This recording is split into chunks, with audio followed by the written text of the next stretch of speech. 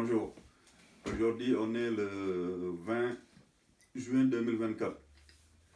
J'ai appris ce matin qu'il y a une journaliste qui s'appelle Clara Monet, qui est journaliste du journal en ligne de Denis Robert Blast, qui a été pas mise en examen, mais elle a été entendue par la police parce qu'elle faisait une enquête sur la vente d'armes de la France à Israël. Donc, elle enquêtait sur une entreprise qui risquait d'être accusée de crimes de guerre. Donc voilà, elle a été entendue pendant 32 à 33 heures. Ben, faut savoir que tout ça, c'est le gloubi-glouba de l'État français.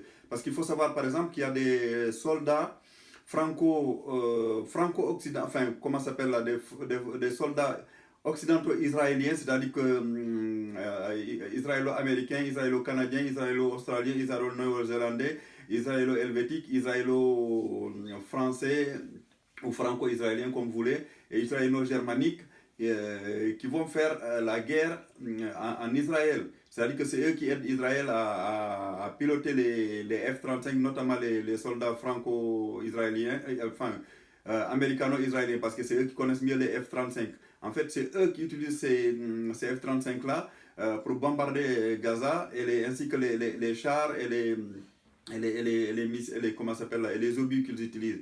C'est ces gens-là qui les utilisent. Donc, ils ont la double nationalité, notamment les franco-israéliens. Je pense que quand ils reviendront en France, il faut qu'ils soient jugés pour crime de guerre.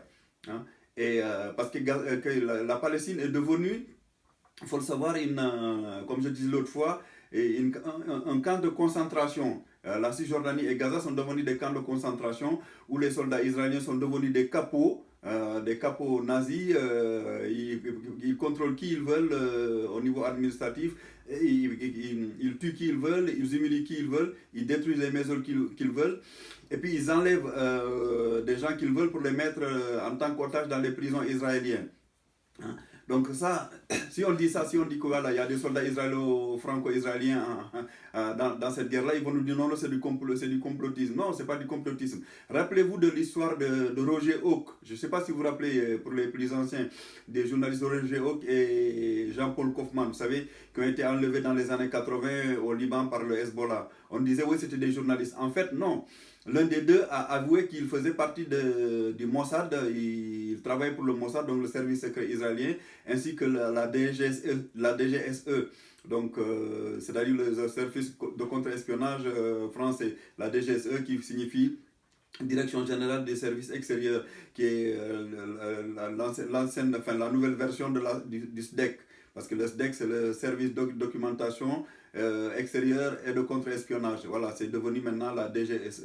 Et comment s'appelle là, Roger Hawk a avoué qu'il faisait partie de ces services-là. Donc, les gars du Hezbollah qui l'ont enlevé, ce n'étaient pas des idiots, ils ont bien compris que c'était un espion. Donc, hélas, on aurait dit ça à l'époque, on aurait dit qu'on était des complotistes. Et il faut savoir que c'est ce monsieur Roger Hawk, qui est le père de l'actuel Marion Maréchal Le Pen, hein, qui est parti, qui avait laissé la politique pendant 7 ans, ensuite qui est venu dans le parti Reconquête de Zemmour. Maintenant, elle est repartie au RN, quoi. Voilà, donc avec Marine Le Pen. Donc voilà, c'est ça. Marion Maréchal Le Pen, c'est la fille de Roger Hawk. Elle a été simplement élevée par un monsieur qui s'appelle Maréchal, qui avait épousé, je pense, sa maman, Yann Le Pen. Voilà. Donc là, si on nous dit ça, on va nous dire qu'on est complotiste. Vous savez, c'est comme le mardi 18 juillet, il y avait une émission sur France 5 qui s'appelait La fabrique du mensonge.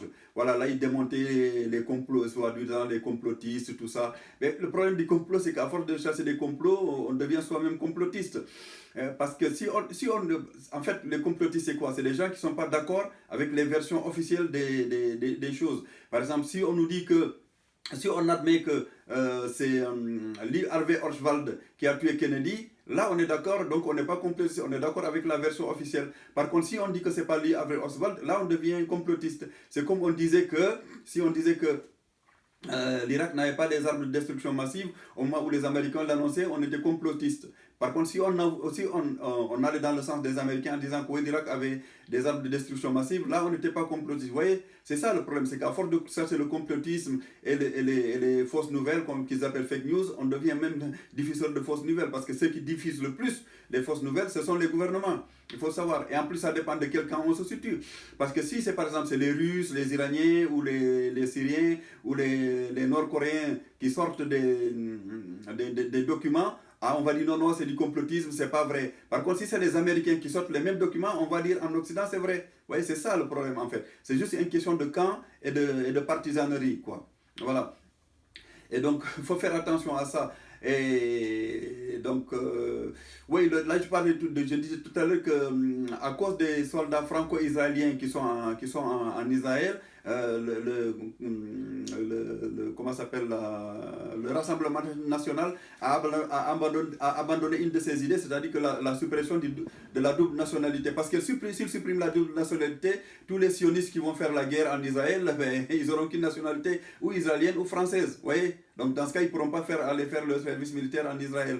Donc c'est pour ça que le RN, comme le RN est devenu pro-sioniste, maintenant il ne parle plus de supprimer la double nationalité. Comme je disais l'autre fois, s'il s'agissait des Maghrébins, des Arabes ou des musulmans ou des Africains subsahariens ou d'autres autres Asiatiques, là ils n'auraient pas hésité à supprimer la double nationalité. Mais là, comme c'est des sionistes, ils ne vont pas le faire. Donc voilà.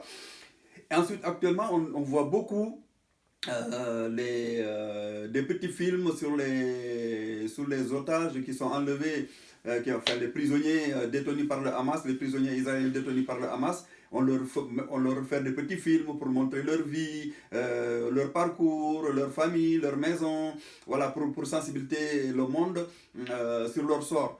Je suis d'accord, il faut le faire. Mais par contre, vous ne verrez jamais de petits films comme ça faits pour les Palestiniens qui sont massacrés, qui sont écrasés comme des fourmis, quoi. Voilà, parce que les Palestiniens sont animalisés, sont insectifiés et on dit que ce sont des terroristes. Donc voilà, parce que c'est des terroristes, donc parce que je ne suis pas sûr que tous les gens qui sont écrasés par les bombes israéliennes soient des terroristes. Mais ceux-là, on ne les montre jamais de façon individuelle. On ne fait pas des petits films sur eux pour sensibiliser les médias occidentaux. Donc voilà, on nous dit parce que ce sont des terroristes. Oui, mais d'ailleurs, mais Israël c'est un État terroriste parce que d'ailleurs, si on mettait en perspective, en rapport, le bilan des victimes fait par le terrorisme de l'État israélien et le terrorisme fait par les Palestiniens, j'en suis sûr que le nombre de victimes fait par le terrorisme de l'État israélien sont beaucoup plus importants que les victimes faites par les groupes tels que le Hamas, qu'on appelle des groupes terroristes, ou le djihad islamiste, ou le Hezbollah. Donc ça, j'en suis sûr et certain. Voilà. Donc, et c'est pour ça que je disais l'autre fois, il faudrait que le Hamas, le djihad islamiste et le Fatah gomment leur divergence pour le moment jusqu'à ce qu'ils puissent récupérer leur territoire. Hein. Et ensuite, concernant l'humour, actuellement, l'humour est pénalisé en France. Parce que dès que vous critiquez un Israélien, vous pouvez être condamné, c'est le cas, enfin pas condamné par la justice, mais viré de votre boulot, c'est le cas de Guillaume Maurice qui travaillait à France Inter. Hein, il a été viré parce qu'il a fait une blague sur Netanyahou en disant que c'était un nazi sans prépuce. Hein. Et je me demande si aujourd'hui, des gens comme Pierre Desproges et Michel Colucci revenaient, vous savez, Colucci, s'ils revenaient aujourd'hui, je me demande s'ils n'auraient pas eu des procès tout le temps avec leur humour. Voilà, c'était tout pour aujourd'hui. Merci.